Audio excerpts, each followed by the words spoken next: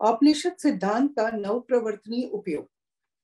वैदिक साहित्य में उपनिषदों का स्थान सबसे अंत में आता है, इसीलिए उन्हें वेदांत भी कहते हैं। मुक्ति को उपनिषद में 108 उपनिषदों के नाम दिए गए हैं, जिनके ईश, केन, कठ, प्रश्न, मुंडक, मांडुक्य, तैत्तिरीय, ऐत्रेय, छांदोग्य, बृहदारण्यक और श्वेताश्वतर। विषय वर्णन की दृष्टि से कुछ उपनिषदों का प्रतिपाद्य विषय वेदांत है, जिसमें ब्रह्म तथा आत्मा के स्वरूप तथा परस्पर संबंध का विवेचन है। कुछ योग विषयक है तथा कुछ उपासना विषयक है। भारतीय सभ्यता को आध्यात्मिकता की ओर झुकाने का सारा श्रेय इन्हीं ग्रंथ रत्नों को है। आजकल तो पाश्चात्य जगत पर उपनिषदों का बहुत ही अधिक प्रभाव पड़ा है। शायद ही कोई सभ्य भाषा होगी जिसमें उपनिषदों का अनुवाद न मिलता हो।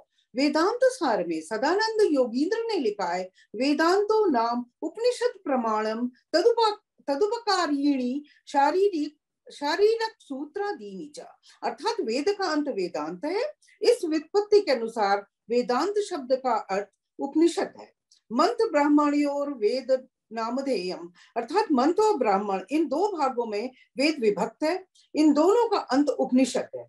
कोई उपनिषद मंत्र भाग के अंतर्गत है तो कोई ब्राह्मण भाग के अंतर्गत है। उपनिषदों का प्रतिपाद्य मुख्य रूप से मानव मन के भीतर उठने वाले सहज प्रश्नों का उत्तर कहा जा सकता है। एक जागरूक मनुष्य के मन में अपने अस्तित्व एवं सृष्टि का रहस्य जानने की स्वतः जिज्ञासा होती है तथा उपनिषद इसी जिज्ञासा को शांत करने वाले ग्रंथ हैं। उपनिषदों के मूल सिद्धांतों की चर्चा करें तो मुख्य सिद्धांत है अद्वैत सिद्धांत। तत्वम किम, तत्व क्या है? इस जिज्ञासा से यदि उपनिषदों का आलोड़न या श्रवण मनन किया जाए तो यहाँ ब्रह्म के अतिरिक्त कुछ नहीं है। यथार्थतः वह ब्रह्म ही सत्य है और एकमात्र वही है।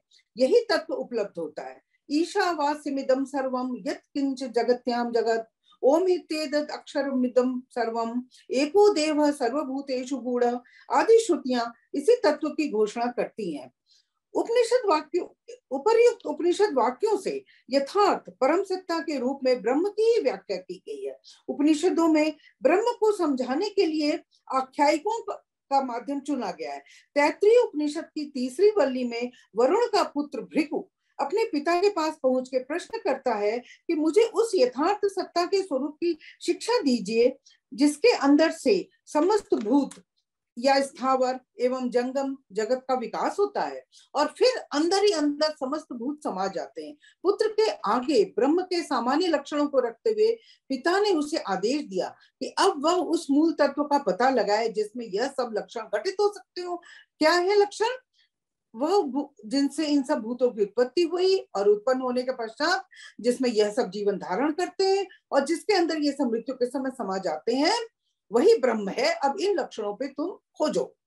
पुत्र प्रकृति को ही परम सत्ता मान लेता है क्योंकि बाह्य जगत का वह सबसे अधिक सुव्यक्त रूप है, किंतु पुत्र को शीघ्र ही मालूम होता है कि प्रकृति को यथार्थ सत्ता मानने से जीवन की घटनाओं की उचित व्याख्या नहीं हो सकती। वनस्पति के विकास की व्याख्या भिन्न प्रकार से होगी। वह प्राण अथवा जीवन की ओर संकेत करता है कि यही परम तत्व है। प्राण को समस्या का समाधान मानने पर भी भृगु असंतुष्ट ही रहता है क्योंकि प्राणी जगत में जो चेतनात्मक घटना हमारे सम्मुख आती है उसकी व्याख्या जीवन तत्व से नहीं हो सकती। इसी प्रकार मानस ही ब्रह्म है, विज्ञान या बुद्धि ही ब्रह्म है, किंतु पुत्र यह अनुभव करता है कि बौद्धिक आत्मचेतना अपूर्ण है। यथार्थ सत्ता विचार से भिन्न है। आनंद उच्चतम परिणाम है जिसमें ज्ञाता ज्ञेय एवं ज्ञान एकाकार हो जाते हैं। यहाँ आकर दार्शनिक खोज समाप्त हो जाती है। इससे यह सिद्ध होता है कि आनंद से ऊंची और कोई सत्ता नहीं है, वही परम सत्ता है। आनंद मनुष्य के चिंतन की उच्चतम उपलब्धि है। विशुद्ध ब्रह्म जो सब गुणों से मुक्त है अथवा निर्गुण ब्रह्म है, जिसे आचार्य शंकर ने स्वीकार किया है, वह एक अव्याख्येय यथार्थ सत्ता है। बुद्धि नाना प्रकार के प्रतीकों एवं रूढ़ सिद्धांतों के कारण परम सत्ता को ग्रहण करने के लिए अपने आप में अपर्याप्त है, जिस तक न पहुंचकर वाणी और मन दोनों लौट आते हैं। यतो वाचो निवर्तन्ते अप्राप्य मनसा सह।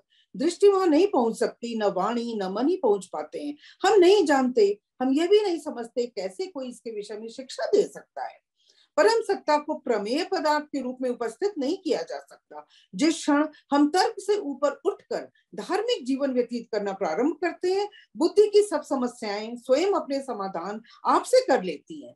एक शुद्ध चित्त वाला बनना आवश्यक है। निश्चल और शुद्ध चेता बड़े से बड़े सत्य को प्राप्त कर लेते हैं, जिन्हें व्यवहार कुशल बुद्धि सिद्ध नहीं कर सकती। वाकजाल में नहीं पढ़ना चाहिए, क्योंकि उससे व्यर्थ में वाणी को परिश्रम करना पड़ता है। अध्ययन से आत्मा परम सत्ता की प्राप्ति नहीं होती, मेधा से भी नहीं, पुस्तकों के बहुत अधिक ज्ञान से भी नहीं। तर्क की अपेक्षा अंतर्दृष्टि एवं विज्ञान की अपेक्षा आनंद पर उपनिषदें अधिक बल देती हैं। इनके नव प्रवर्तनीय उपयोगों पे चर्चा करते हैं। इस प्रकार उपनिषद सिद्धांत के अनुसार ब्रह्म सर्वव्यापक है। ब्रह्म ही वह पूर्ण चैतन्य जिससे संसार ब्रह्मांड निर्मित है। संसार की समस्त क्रियाओं के पीछे मूल तत्व के रूप में ब्रह्म ही है। उपनिषद आध्यात्मिक उच्चता को प्रदान करने में सक्षम है। मनुष्य अपनी आध्यात्मिक उन्नति के माध्यम से उस मूल तत्व का अनुभव प्राप्त करता है। यह संसार क्या है, इसका उत्तर आधुनिक विज्ञान देता है। विज्ञान के माध्यम से इंद्रिय गृहित ज्ञान की व्याख्या की जा सकती है। अभी तक वैज्ञानिक जो कुछ प्रत्यक्ष है बस उसी पर अपनी संपूर्ण ऊर्जा का व्यय करते रहे, परंतु प्रत्यक्ष से परे एक बृहद परोक्ष जगत भी है, जिस पर हमारी उपनिषदों ने सैकड़ों हजारों वर्ष पहले विचार किया है।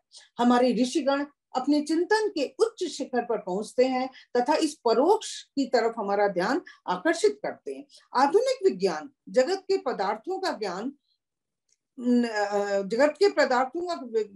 उन्नत उपकरणों तथा प्रयोगशालाओं के माध्यम से अवश्य करते हैं, व्याकुल हो उठा है। विशेषतः आज के परमाणु वैज्ञानिकों ने प्रत्यक्ष से परे परोक्ष के अध्ययन की आवश्यकता महसूस की है। आर्थर स्टैनले एडिंगटन का नाम इसमें काफी प्रमुखता से लिया जाता है। इन पाश्चात्य वैज्ञानिकों ने यह अनुभव किया कि प्रकृति और पर्यावरण को बचाने के लिए हमें प्रत्यक्ष के अतिरिक्त कुछ और उन्नत साधन की आवश्यकता है। वैज्ञानिक प्रगति के इस युग में आज मनुष्य के अस्तित्व के संबंध में गंभीरता से बातें हो रही हैं। आज चाहे जितना तकनीकी विकास हो, पर मानव कितना अशांत है। मानव अस्तित्व संबंधी गंभीर प्रश्नों पर हमारे आध्यात्मिक उपनिषद ग्रंथ एक विशेष दिशा निर्देश देते हैं। इसीलिए आज के पाश्चात्य जगत के वैज्ञानिकों की प्रिय पुस्तक भारतीय उपनिषदें हैं। अब उपनिषद मात्र एक धार्मिक ग्रंथ न होकर एक सार्वभौम ग्रंथ बन गए हैं। ज्ञानेंद्रियों से प्राप्त ज्ञान से परे आत्म तत्व को आधुनिक विज्ञान भी स्वीकार कर रहा है।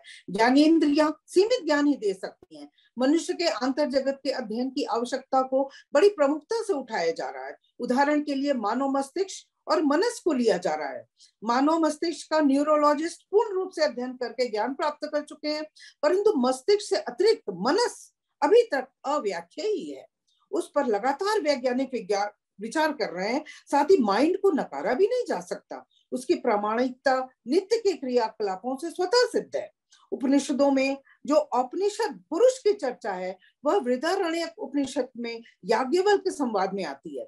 आचार्य शंकर का मत है कि इस पुस्तक के बारे में उपनिषद के माध्यम इस पुरुष के बारे में उपनिषद के माध्यम से ही जाना जा सकता है।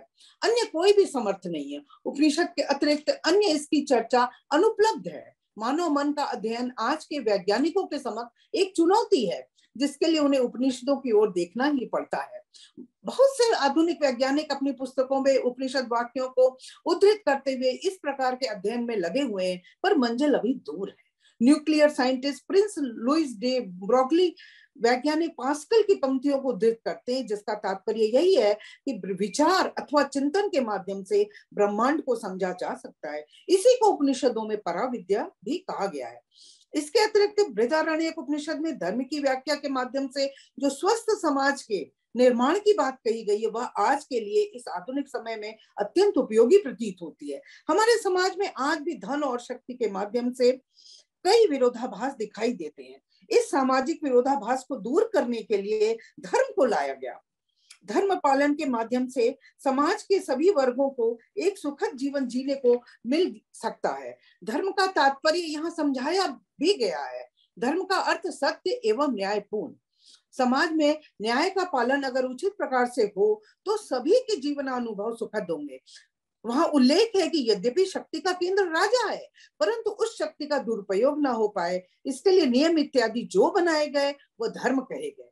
यहाँ धर्म और न्याय परस्पर पर्यायवाची कहे गए हैं। समाज में जो भी नियम कानून बनाए जाते हैं, जब वो प्रयोग में न्यायपूर्ण होते हैं, तभी सामाजिक समरसता एवं शांति व्यवस्था बनी रहती है। कानून अगर एक तरफ हो और परिणाम जो हो वह न्यायपूर्ण न प्रतीत हो, तो ऐसे नियम कानून का क्या औचित्य। कानून को न्याय दिलाने में पूर्ण सक्षम होना ही चाहिए। कभी कभी राजा को न्याय दिलाने के लिए अगर कानून को परे भी रखना पड़े तो वह अधिक अच्छा है, न कि कानून के माध्यम से अन्याय हो जाना। यह प्रसंग बृहदारण्यक उपनिषद में आया है। धर्म के अनुसार द्वारा निर्बल व्यक्ति भी बलवान को जीतने की इच्छा करने लगता है। वह जो धर्म है निश्चय ही सत्य ही है। इसी से सत्य बोलने वाले के विषय में कहते हैं वह धर्म भाषण करता है, तथा धर्म भाषण करने वाले से कहते हैं कि वह सत्य भाषण करता है, क्योंकि धर्म और सत्य यह दोनों एक ही है। समाज को व्यवस्थित करने के लिए जब कोई भी विधान बनाए जाते हैं तब उनसे न्याय की आशा की जाती है। जब समाज में न्यायप्रिय व्यक्ति होंगे तो वह न्यायपूर्ण विधान की भी रचना करेंगे। जब व्यक्ति ही न्यायप्रिय न होंगे तो वह कैसे न्यायपूर्ण विधान की रचना करेंगे। जब न्याय की अनदेखी की जाती है तभी सामाजिक तनाव जन्म लेता है। जब व्यक्ति मात्र अपने उत्कर्ष की चिंता करे तथा दूसरे के अधिकारों के हनन की चिंता न करे तो समाज में अन्याय तो होगा ही। व्यक्ति से ही समाज एवं सरकार अथवा तंत्र का भी निर्माण होता है।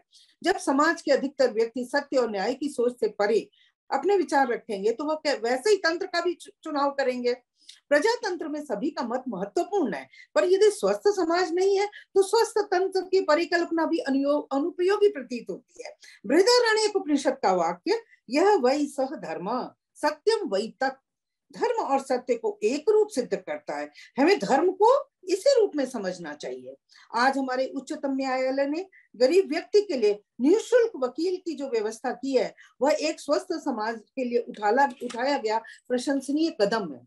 इस प्रकार अत्यंत संक्षेप में उपनिषदों के कतिपय विचारों को आज के समय के आलोक में उसकी उपयोगिता पे मैंने अपने विचार प्रस्तुत करने का प्रयास किया है।